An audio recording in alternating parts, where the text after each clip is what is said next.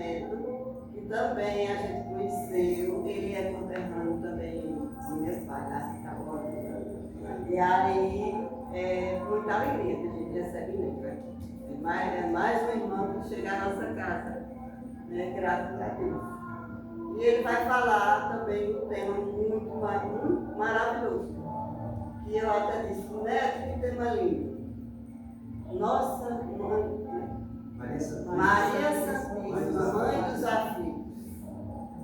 Maria Santíssima, mãe dos aflitos. E que neste mês de maio, né, que assim, a Igreja Católica dedica a Maria, meu meio mariano, mas é bom para a gente espírita, porque também conhece o trabalho grandioso que Maria tem no mundo espiritual. Eu fiquei muito feliz por isso. E aí, então vamos à nossa prece inicial. Vamos acalmar nossos ânimos, fechar nossos olhos e rogar. Rogar a Deus Pai de amor e bondade, ao nosso Mestre Jesus, à equipe espiritual, trabalhadores da nossa casa, rogar também ao nosso pintura, que se faça presente, envolva cada um que está aqui neste momento, com energias de paz, serenidade e tranquilidade. Que o Mestre Jesus nos envolva, nos aqueça, limpe em nós todos os maus sentimentos e que nós agora possamos nos voltar para o amor fraterno, o amor incondicional de mãe, que só Maria de Nazaré, como mãe, pode expressar. Que a tua paz, que a tua luz envolva todos nós, envolva o nosso irmão Neto durante a sua palestra, envolva também os nossos irmãos do Coral Novo Horizonte.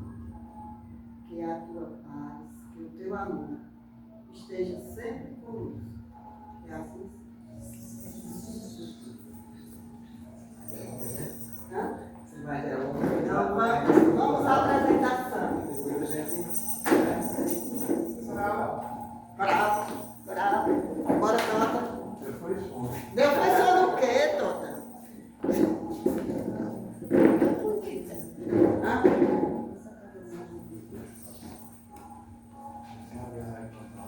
Tá gravando?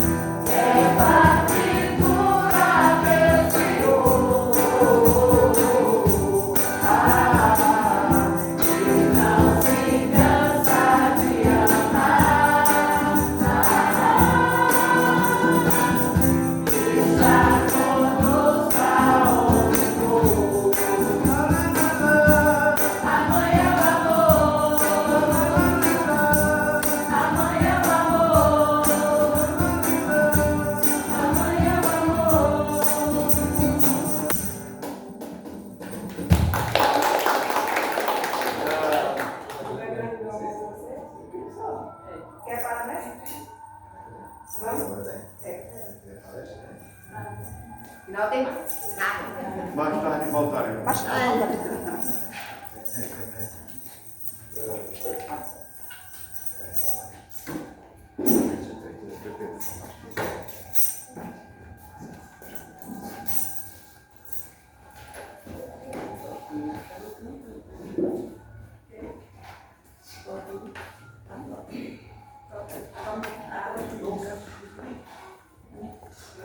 Tá ok, sem microfone, tá? Tá todo mundo Você não precisa. ouvindo?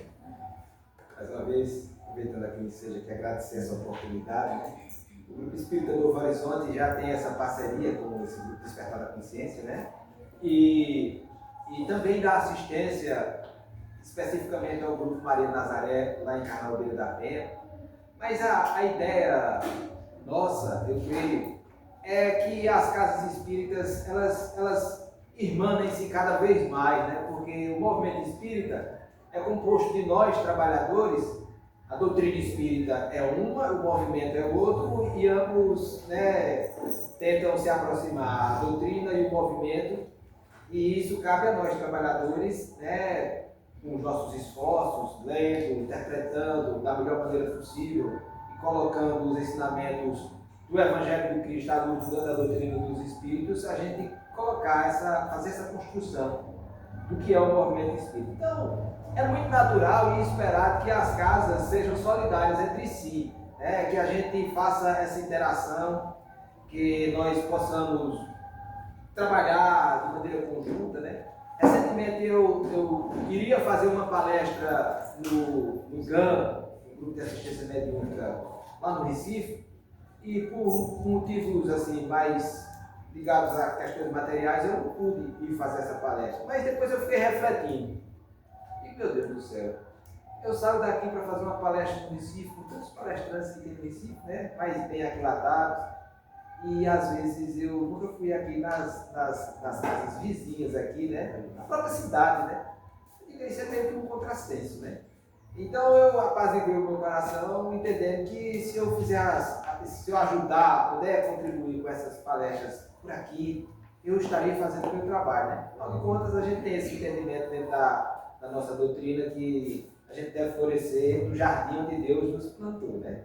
Então é muito interessante a gente ter essa interação e integração também, né? Através dos trabalhos. A melhor maneira de juntar pessoas e dar mais certo essa união é a partir de um trabalho, né? De um trabalho edificante. As pessoas quando se juntam na esquina não costuma sair muita coisa boa não, porque lá não tem um trabalho edificante, aí tem o disse-me-disse, a maledicência, mas quando a gente se junta em torno de um trabalho edificante, as coisas tendem a prosperar, né? No sentido individual e coletivo. É com esse sentimento que a gente vem até aqui hoje. Dígia sugeriu que nós viéssemos com o coral, né? E aí eu particularmente adorei a ideia, né? A gente apresentou a ideia ao coral, que é um grupo decidiu favoravelmente, e nós estamos aqui. Temos aqui o nosso tempo aqui, um espaço para nós abordarmos o tema. Maria Santíssima, Mãe dos Afetos.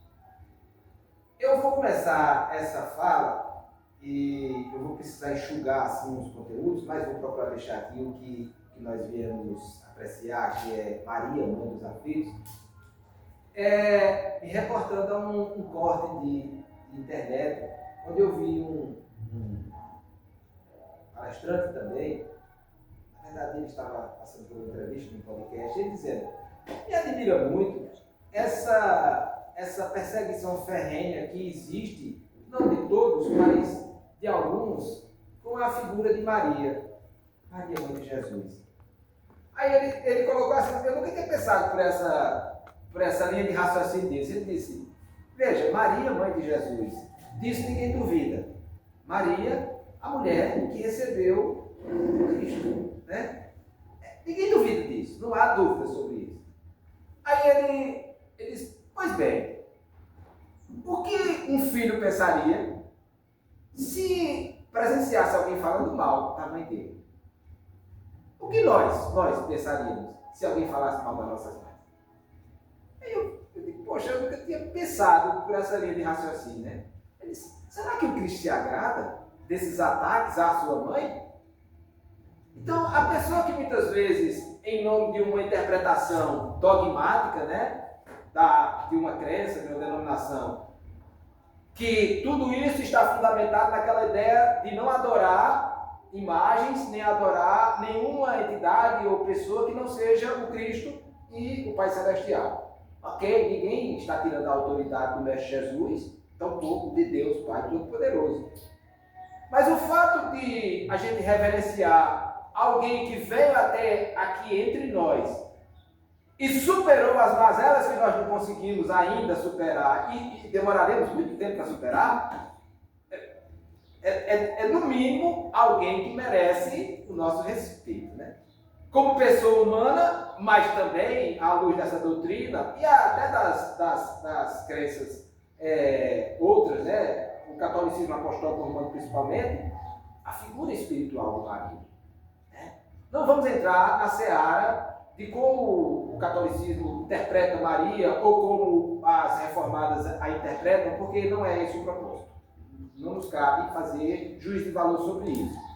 Mas, à luz da doutrina espírita, nós podemos sim reconhecer Maria como um espírito de uma elevação fenomenal. E que esteve aqui conosco, reencarnada, e que está conosco, trabalhando incessantemente no plano espiritual. Assim nos informa a doutrina dos Espíritos. Então, o que o Cristo, o que o Mestre Jesus, o que ele pensa quando vê alguém atacando a sua mãe? Evidentemente, o Cristo não tem a mesma régua que nós utilizamos para nos avaliar. Ele vai olhar com muito amor, com muita piedade, aquele que ataca a sua mãe, mas ele não pode assinar embaixo e dizer, não, você está certo, meu filho. Minha mãe é tudo isso que você está falando e mais um pouco. Provavelmente, esse raciocínio que nós estabelecemos, ele é correto. Então, a partir daí, a gente precisa reconhecer o que significa Maria Santíssima no nosso órgão. Há um trabalho que nós fizemos há pouco tempo lá no Novo Horizonte, que é agora domingo passado, em que a gente comemorava o Dia das Mães. Eu usei um pequeno texto que apresenta Maria, né? Quando diz que um certo dia o anjo Gabriel apareceu a uma jovem moça de Nazaré da Judéia e anunciou a essa moça que ela seria a mãe do Filho de Deus, a mãe do Divino Mensageiro, do Messias prometido de há muito tempo nas Escrituras judaicas, né? Hebraicas, judaicas. Né? Então, essa jovem moça de 12, 13 anos, ela não se apavorou, ela não desesperou. Ela apenas disse com simplicidade, eis aqui a serva do Senhor. Cumpra-se em mim a sua vontade, conforme a tua palavra. Quando ela diz conforme a tua palavra, ela está falando com o anjo Gabriel. Conforme tu dizes, né? Que eu serei a mãe do Filho de Deus, do enviado, cumpra-se em mim a sua vontade, a vontade do Senhor. Pois bem, a partir daquele instante, o mundo conhecerá um modelo mais inspirador do que ser mãe. O modelo divino de maternidade que ficou para todas as mães de todos os tempos. Maria que viu seu filho, acompanhou seu filho, desde o momento singelo da manjedoura até a cruz dilacerante. E Maria nunca duvidou da sua própria fé em Deus Pai Todo-Poderoso. E jamais vacilou na sua condição, dedicação de mãe a seu filho amado. Essa é Maria. Então, a figura de Maria, que mais tarde vai ganhar esse epíteto, Maria Santíssima, né? Mãe Santíssima, a gente explica já onde surge isso na história, ela é realmente reverenciada por todos nós. Diga-se de passagem, se nós formos olhar para aquele momento do Evangelho nascente, com Maria, os que antecederam a vinda do Messias, como João Batista, a voz que clamava no deserto, né? E que anunciava a vinda do Messias, e dizia mais, eu batizo com água, e o que vem batizará com fogo do Espírito Santo, e eu não serei digno nem de amarrar os cordões da sua alparga. Esse era João Batista. aquele que vivia no deserto, que se vestia de couro e que se alimentava de mel silvestre e gafanhoto. Primo de Jesus, sem o saber, quando o Mestre Jesus aparece, e ele de pronto reconhece, não o primo, reconhece na grandeza espiritual do Mestre Jesus, ele reconhece o Messias. E ali, no Jordão, ele tem aquela atitude de não querer batizar o Cristo, porque não se vê na condição de o fazer. O Mestre Jesus diz, para que se cumpram as profecias. Como foi dito nas profecias, e João Batista batiza o Cristo, depois tem aquela visão do Espírito Santo. Então, João Batista, que antecede a vinda do Cristo, ele, juntamente com José, Maria, Isabel, seres que estavam ali permeando aquele ambiente que precede a vinda do Cristo, segundo o próprio Emmanuel, no livro A Caminho da Luz, no capítulo A Vinda de Jesus, também o médium Hernani T. Santana, pelo espiritual, ele vai falar no livro Universo e Vida, ele vai falar nesses seres, nesses homens e mulheres que, segundo tanto Emmanuel como o espiritual, não vieram de capela como os anjos decaídos, a figura dos anjos decaídos, mas vieram de um outro orbe, esse sim em regeneração avançada, que era do sistema de Sírios. E eles vieram em missão. Emmanuel vai dizer no livro Pão Nosso, no capítulo 121, ele vai se referir a José e Maria especificamente com terras de virtudes fartas. E ele vai explicar, nessa proposição que ele faz, terras de virtudes fartas, o que significa. Porque Emmanuel vai tratar aqui, ali naquele contexto do Cristo, com todos os que o circundavam, antes, durante e depois, divide-se aqueles discípulos, apóstolos primeiro, e discípulos que vão surgindo, praticamente em duas categorias: os que estavam prontos e os que foram se formando durante o messianato e nas décadas que se seguiram depois. Pois bem, Emmanuel vai dizer que José e Maria eram espíritos que eram terras de virtudes fartas, porque eles já vieram prontos. Maria, quando o anjo Gabriel diz: tu darás a luz ao Filho de Deus, ela não se apavora, ela não se desespera, ela apenas diz: eu sou a serva do Senhor, cumpra-se em mim a vontade dele. José, quando Maria, na tradição judaica, quando a noiva era acertada entre as famílias para o esposo, a partir dali ela já estava casada com o noivo, sem que houvesse uma união de imediato, porque era necessário um tempo para que o noivo, mas já na condição de esposo, ele construísse, por exemplo, uma casa e ele providenciasse um dote, que era aquilo que justificaria tirar uma virgem da casa dos pais, a quem deram todo o apoio desde que nasceram. Era da tradição judaica.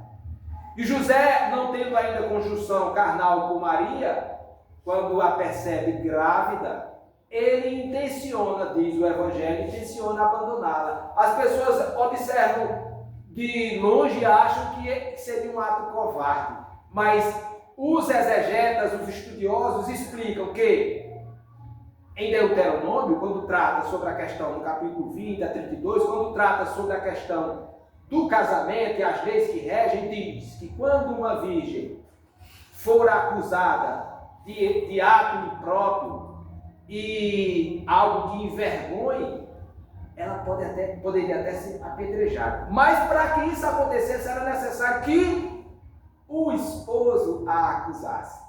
Se o esposo não a acusasse, não havia como, de maneira nenhuma, prosseguir com esse rito de condenação. Então José, quando percebeu Maria naquele estado, e ele já tinha amor por Maria, ele intencionou abandoná-la para que ela não tivesse que responder perante a lei mosaica e, consequentemente, não fosse apedrejada. Mas José, a gente sabe, ele tinha a mediunidade onírica, né? Que é aquela mediunidade que através de sonhos você tem comunicações com o mundo espiritual. José também é visitado pelo anjo Gabriel. E o anjo Gabriel diz a ele: não tema, José, em receber a Maria. Porque ela foi, por obra do Espírito Santo, ela foi incumbida de trazer à luz ao mundo o Messias que vai atender todos os chamamentos das profecias judaicas. E José aceita, sem questionar. Então ele já estava pronto, ele não vacilou. Ele não quis buscar algo que justificasse o que ele passaria a partir dali. Porque numa sociedade patriarcal, tanto Maria como José sofreram muitas perseguições diretas e indiretas. Porque ainda hoje há toda uma corrente que menospreza a figura de Maria por conta de que não teria sido José o pai biológico de Jesus. Mas isso é uma discussão que fica para um outro momento. O fato é que Maria aceitou seguir adiante, mesmo sabendo que ia ser injuriada, que ia incorrer, ia ser imputada a ela uma série de situações desagradáveis, mas ela não vacilou. E José foi aquele que aparece no Evangelho somente até os 12 anos do Mestre Jesus, quando ele se desprende da visão do pai e da mãe durante a visitação ao templo, e só vai ser encontrado 3 dias depois ensinando aos doutores da lei. No Evangelho nós só vamos encontrar menção a José até esse ponto.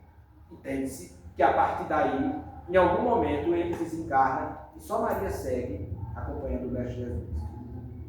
Mas essas terras de virtudes fartas, Maria, José, segundo Emmanuel, nós não podemos ignorar a estirpe desses espíritos.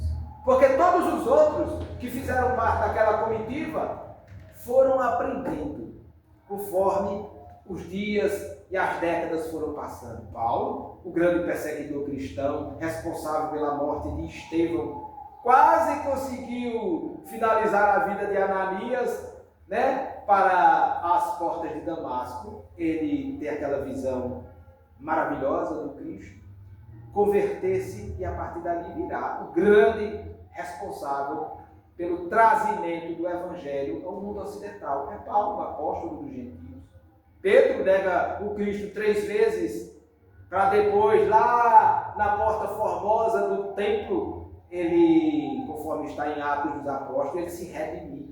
Quando ele vê aquele homem aleijado, né, que ficava ali na porta do templo pedindo esmola, e ele, passando por João, o discípulo amado, ele não tem um denário, um centavo de denário para dar àquele homem, mas ele tem um toque interior em volta.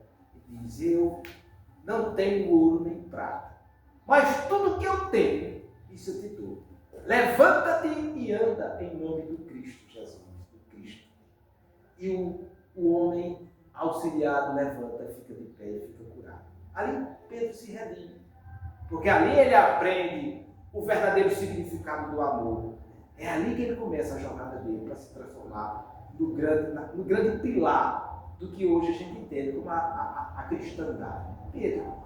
Então, Maria é maior do que todos estes.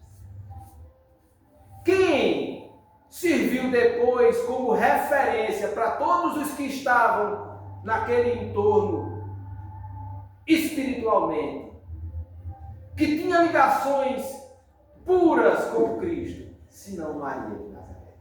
Se José tivesse continuado vivo entre eles, também seria essa referência, porque foram os pais do Mestre Jesus. Ora, como é que a gente vai pensar um ser que foi escolhido, esse ser foi escolhido para receber a luz mais pura que nós tivemos notícia, e ainda assim nós não acreditarmos a este ser a pureza que também deve haver nele, para que essa luz passe por esse ser sem ser contaminada, sem ser poluída com as nossas grosserias mudanças. É Maria. Então nós não podemos dissociar a figura de Maria dessa grandeza espiritual da qual ela é proprietária, legítima. Então, se a gente for analisar até nas nossas manifestações mais mundanas, o reconhecimento a Maria é grandioso. Nós não teremos, por exemplo, um tempo para aprofundar esse tema ou esse subtema, mas vejamos as Ave-Marias. Vocês já pararam para pensar quantas Ave-Marias, quantas aparições marianas pelo mundo todo existem? Existiriam tantas manifestações de alto nível artístico a um ser, bem como tantas aparições atribuídas a esse mesmo ser, se esse ser não fosse algo real e não fosse algo elevadíssimo? Certamente não.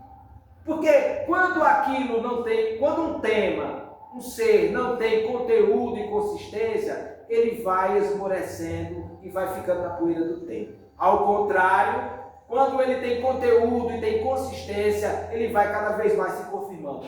Eis Maria Santíssima. Então, as aparições, por exemplo, de Maria, a Nossa Senhora, né? A primeira aparição de Maria Santíssima, que segundo a tradição cristã narra, e a tradição é muito importante, porque aquilo que não foi escrito, que não foi para o cânon da Igreja Católica, né, as regras, né, os evangelhos canônicos oficializados pela Igreja, ou então não foi para os apócrifos, iria se perder se não fosse a tradição. Então, pela tradição, por exemplo, nós sabemos que Nossa Senhora do Pilar é a primeira aparição de Maria lá na Espanha no ano 40 da era cristã. Ora, 7 anos depois da crucificação do Cristo. Porque São Tiago, ou Tiago Maior, que era o irmão de João, né, filho de Zebedeu, ele pregava na Espanha e em momento de grande apuro, ele roga proteção ao alto. E segundo consta, pela própria tradição, Maria, ainda encarnada, ela desdobra-se e num fenômeno de bilocação, ela vai até onde Tiago está, na Espanha, e aparece sobre um pilar de pedra, e ali ela conforta a Tiago, consola a Tiago. E Tiago se recupera daquele momento de fragilidade, e lá ele funda uma igreja, né? Por intermédio desse aporte de energias que Maria traz para ele. E na Espanha, Tiago é o grande responsável pelo movimento que ali começou. Até o caminho de Santiago, né, é em referência ao Tiago Maior, irmão de João, o discípulo amado. Então Maria teria aparecido a primeira vez ali, a Tiago Maior. O Tiago Menor era o filho de Alfeu. A distinção é para que a gente saiba de que Tiago está falando os evangelhos. Mas muitas outras aparições, né? 16 reconhecidas pelo Vaticano, 16. 28 que são reconhecidas de maneira local, como por exemplo em Simbres, que é um distrito aqui de Pesqueira, no nosso estado, né? Em 1936 aparece ali as duas irmãs, Maria da Luz e Maria da Conceição, aparece Nossa Senhora, e ali hoje existe um templo, inclusive, né, que cultua Maria Santíssima. Mas são muitas aparições pelo mundo todo, mais de 2.000 aparições pelo mundo todo. Até no Japão tem Nossa Senhora de Akita, né? Então, na França, 5 aparições de Nossa Senhora. Então, esse ser fenomenal e ao mesmo tempo humilde, que não busca para si esses louvores mundanos, mas que atende aos clamores dos aflitos da terra.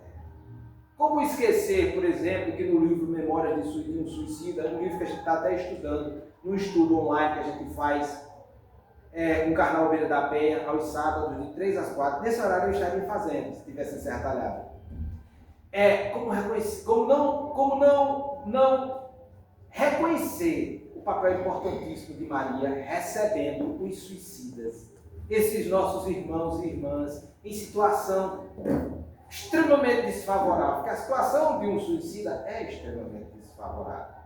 E no livro Memória do Suicida, pela psicografia, é uma psicografia interessante de Ivone Pereira, porque ela, na verdade, ela se coloca no mundo espiritual com o auxílio dos seus mentores e quando retorna, ela escreve aquilo que ela presenciou. É interessantíssima a explicação do trabalho de Ivone Pereira. Mas nesse livro, Maria Santíssima faz toda a diferença no trato e no acolhimento dos suicidas no mundo espiritual. A gente vai ver ali vários apontamentos explicando como é que Maria Santíssima desenvolve esse trabalho. Mas eu vou fazer aqui uma pergunta que eu fiz a mim mesmo e gostaria que ficasse na mente de vocês, para vocês responderem depois com calma a si mesmos. Em se tratando de trabalho mediúnico, a gente tem um fenômeno muito interessante que tem a ver com sintonia. Quando eu evoco uma entidade e eu tenho uma sensibilidade mediúnica e eu me concentro, provavelmente eu vou dar passividade a essa entidade e poderá haver ali uma comunicação. Equilibrada ou desequilibrada, dependendo da minha natureza, eu como trabalhador, como médico, da minha assistência, enfim. Quando a gente mentaliza alguém e a gente mentaliza isso com muita força, se eu também tenho uma sensibilidade, eu posso até trazer para mim até as sensações que esse alguém possa estar sentindo. Se forem boas, maravilha. Se forem ruins, se forem vibrações pesadas, eu também vou trazer para mim.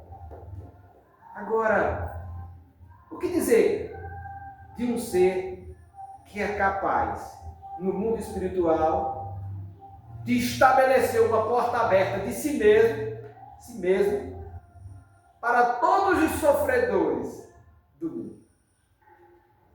Será que esse ser tem uma envergadura espiritual que nós precisamos reconhecer como algo elevadíssimo? Porque se fosse um ser qualquer, quando se dispusesse a receber as vibrações de quem está sofrendo, sofreria também este ser. E poderia até não suportar. Porque se entre nós, quando a gente colhe uma energiazinha aqui perdida, desequilibrada de alguém, a gente já passa às vezes 1, 2, 3 dias, uma semana de ressaca, e um ser que vai se prontificar a receber os suicidas do mundo. O que dizer de um ser, da natureza desse ser? Essa é a cabeça do ser.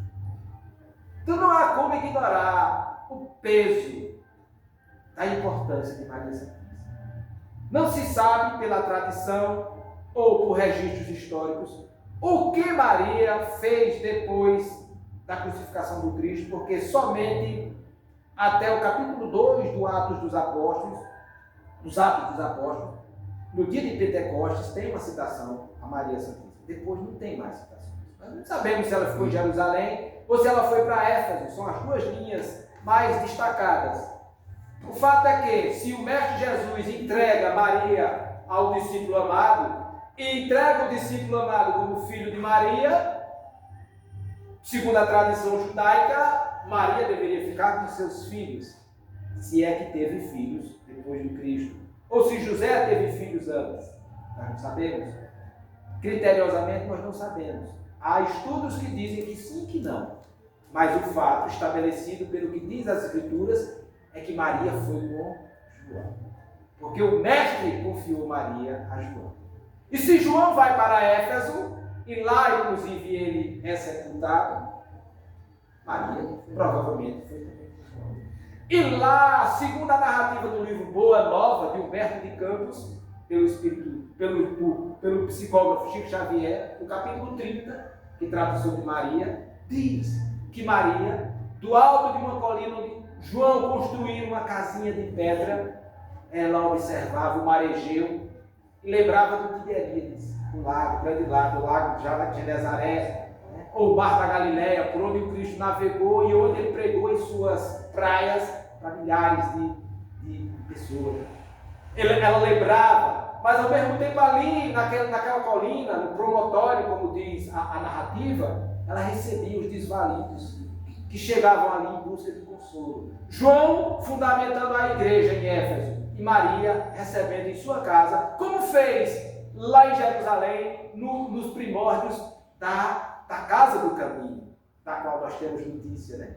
Então lá ela continua esse trabalho de assistência. E disse a tradição do patriarcado ortodoxo grego, da Ásia Menor, diz que num certo dia passou por ali hoje nós não podemos mais chamar leproso, né? Mas uma pessoa acometida do mal de Hansen. Na época era um leproso, muito combalido. Ele passou por ali pedindo ajuda e Maria assiste a esse irmão cheio de chagas e ele sentindo-se muito aliviado, ele beija as mãos de Maria e murmura muito respeitosamente: Maria, Nossa Senhora, mãe do nosso Mestre Jesus e nossa Mãe Santíssima. Segundo a tradição, é daí que vem esse epíteto de Maria. Maria, Mãe Santíssima. Desse agradecimento humilde, singelo, puro, desse homem que foi aliviado de suas chagas. Maria, provavelmente, teria ali desencarnado. Nesse mesmo capítulo do livro de Boa Nova, descreve, inclusive, o mestre vindo buscar Maria. Que ela diz, a narrativa diz que Maria, no crepúsculo, finalzinho da tarde, ela olhando o mar Egeu, lembrando de Tiberíades, lembrando inclusive do Cristo, é como que evocasse mentalmente o seu filho amado, e isso provavelmente dos anos 40 aos anos 50 e alguma coisa, que provavelmente foi a data que Maria desencarna, e ela percebe que chegou um mendigo. E ela vai dar atenção a esse mendigo, mas ela se surpreende, porque ao invés de consolar o mendigo é que chega consolando a ela, trazendo palavras doces, palavras animadoras, fortalecedoras. E a narrativa diz que ela foi se surpreendendo. Eu estou habituada a consolar os que chegam aqui, agora eu estou sendo consolada, confortada. E ela foi se surpreendendo cada vez mais, até que ele estende as mãos para ela e diz: eu vim te buscar, minha mãe. Quando ele estende as mãos para ela recebe as chagas. E aí ela se emociona e olha para os pés. Quando olha para os pés, percebe também as chagas dos pés. E aí vai abraçar o filho, ainda perplexo, dizendo as suas chagas, como se tivesse ela nesse momento ainda preocupada com as feridas do filho, as feridas. Aí confere a ferida do pulmão que Longinos fez com sua lança, né? E ali ela se abraça com Jesus, que diz que veio buscá-la, porque o Pai Celestial assim determinou, para que ela fosse para o reino dele e ser a mãe, a rainha dos anjos. Esse é o título também de Maria Santíssima, a rainha dos anjos.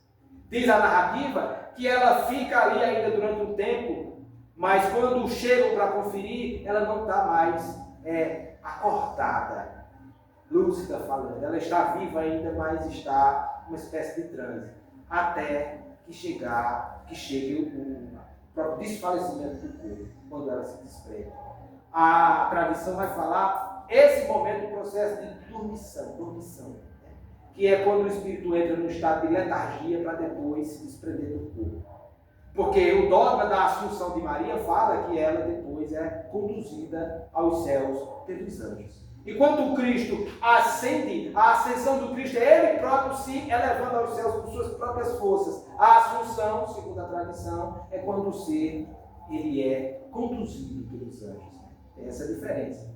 Mas diz a narrativa que Maria, quando sai, quando se desprende do corpo, e João, quando volta, já encontra ela nessa condição, ela pede para passar por Jerusalém. Porque ela tem notícias, desde que Cláudio, imperador romano, expulsou os judeus de Roma, porque na fala de um historiador Suetônio, ele tinha dito que, por conta de um tal de Crestos, que seria uma referência ao Cristo, os judeus estavam criando problemas em Roma. E Cláudio, quando entra, ele expulsa todos os judeus de Roma. Maria teve notícias disso lá em Éfeso, que foi quando começou a perseguição aos judeus.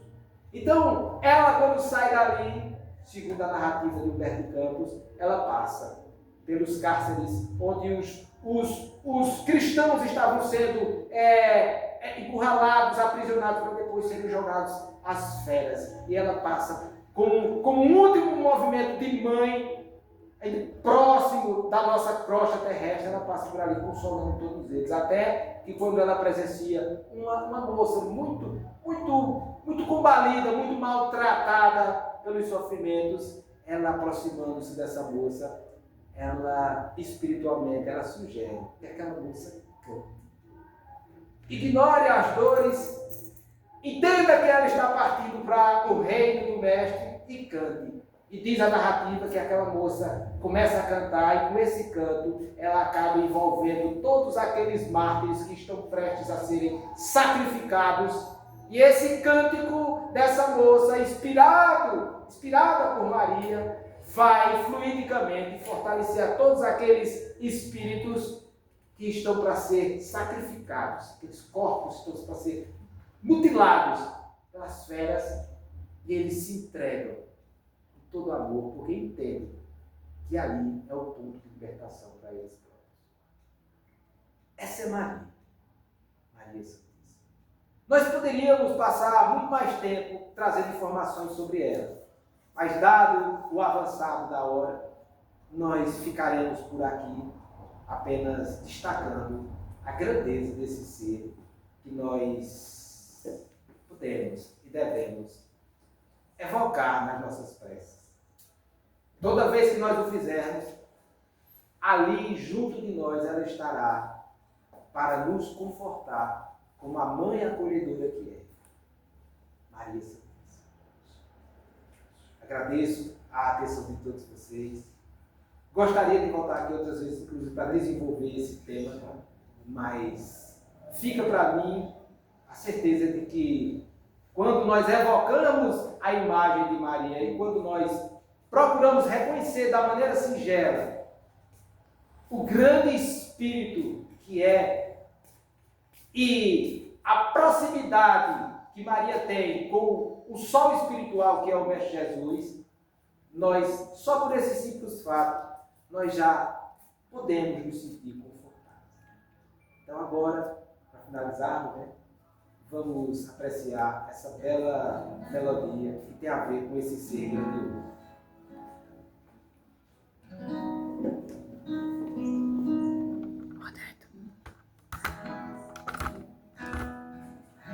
A voz de Maria, minha alma anestesia, como um bálsamo escorre sobre as feridas e as alegrias. A voz de Maria, doce melodia, que me conduz com plena harmonia ao coração de Jesus. As mãos de Maria sobre mim estendidas,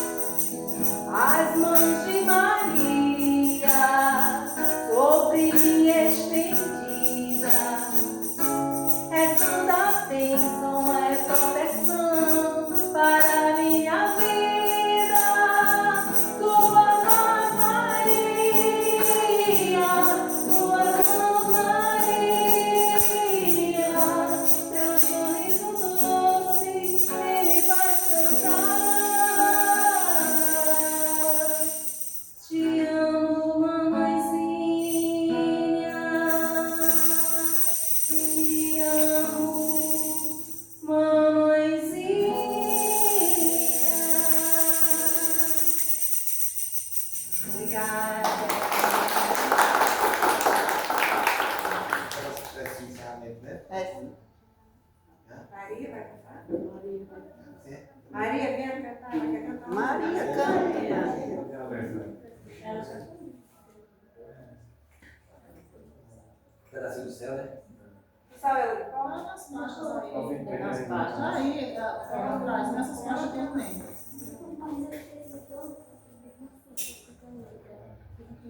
O microfone, né? Foto. Paulinha, Oi. libera da sua. Vamos. Não, aí vai finalizar. Como é que Oi, ah, oi. Pessoal, bora. O coral, vamos ver grande. É pra cá, Maria.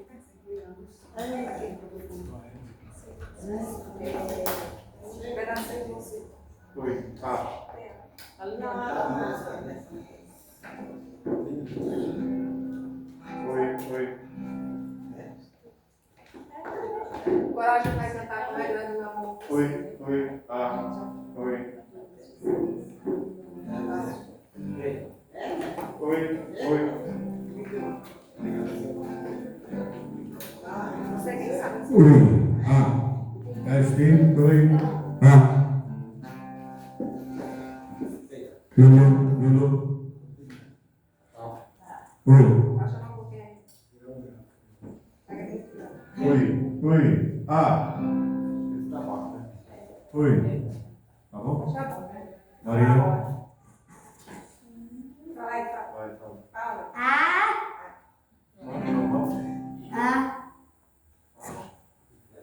Eu já falei. Então, era tua, né?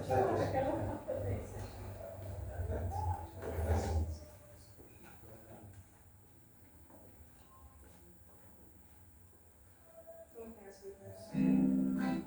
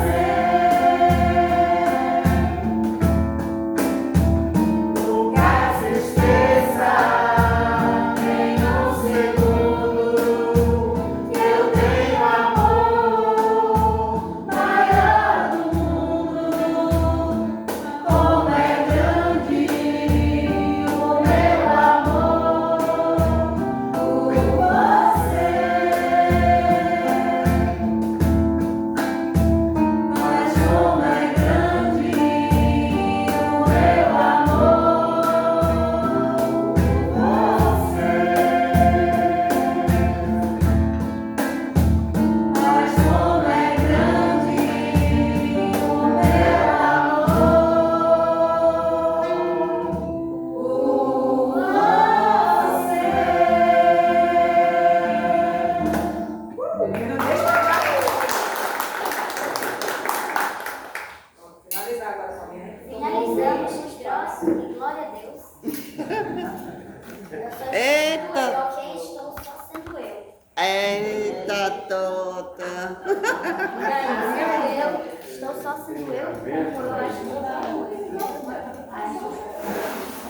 Agradecemos a presença de todos, aos nossos encarnados e desencarnados.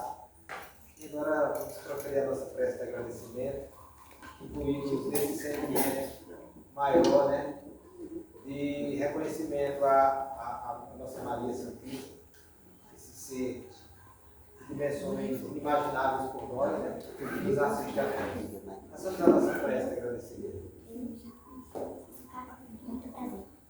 Amado Mestre Jesus, graças te damos por mais essa oportunidade em que viemos até esta casinha de oração e trabalho, motivados pelo desejo de divulgar o vosso Evangelho à luz da doutrina dos Espíritos, em especial nesta tarde, falando sobre a vossa Mãe Santíssima, Maria, Mãe dos Aflitos. Nós nos sentimos agraciados com essas reflexões que nós fazemos, porque sabemos que essas reflexões nos aproximam espiritualmente desta Mãe querida, que ficou por aqui conosco, junto da humanidade terrena, não por necessidade, mas por amor, por vontade de auxiliar aos sofredores desse nosso plano. Chegado ao momento dessa transição importantíssima, onde esse planeta passará de um planeta de provas e expiações para um planeta de regeneração, muito mais importante e preciosa é ainda a presença de um ser dessa natureza, dessa estirpe, bem como outros grandes vultos, outros grandes seres que o acompanharam, Mestre amado, no vosso messianato e continuam dedicados a esse trabalho. Porque o Senhor mesmo, esse sol espiritual que nos ampara a todos, vós, Mestre Jesus, é o primeiro a deixar claro que das ovelhas que o Pai te confiou, nenhuma se perderá. Nós somos essas ovelhas. O Senhor é o bom pastor dá a vida por suas ovelhas. Nós, por nossa vez, estamos aprendendo, devagarzinho, com dificuldades, estamos aprendendo a expandirmos essa luz que o Pai Celestial colocou dentro de cada um de nós, quando nos criou, e motivados por essas vossas falas de que nós podemos, de que nós podemos ativar a nossa fé e movermos as montanhas que dificultam a nossa evolução. Agora nós começamos a compreender que realmente isto é uma grande verdade. Estamos nesse passo, na tua seara, procurando fazer o trabalho do bem, buscando esse fortalecimento interior. O vosso reino, o reino de Deus, está nos nossos corações. Nós perseguiremos a construção desse reino de Deus nos nossos corações, de maneira gentil, porém, de maneira enérgica, no sentido de combater as nossas vicissitudes, os nossos males, combater o homem velho que existe dentro de nós, como já nos disse o apóstolo Paulo em suas epístolas. Mestre amado, te agradecemos por tudo. Que essa cidade, com esse ponto de luz, possa ser favorecido, continuar sendo favorecido pelo trabalho incansável da espiritualidade maior.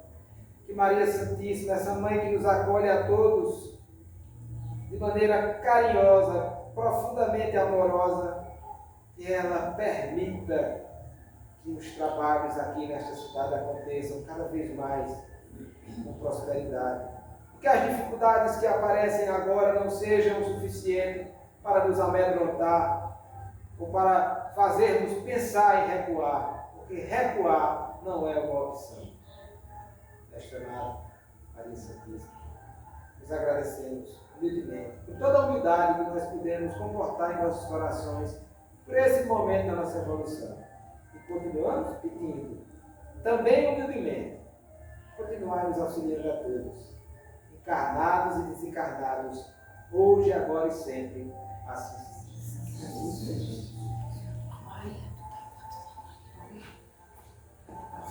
Vai ter fácil. Para escrever aos universitários. Ô, minha gente, vai ter fácil, viu?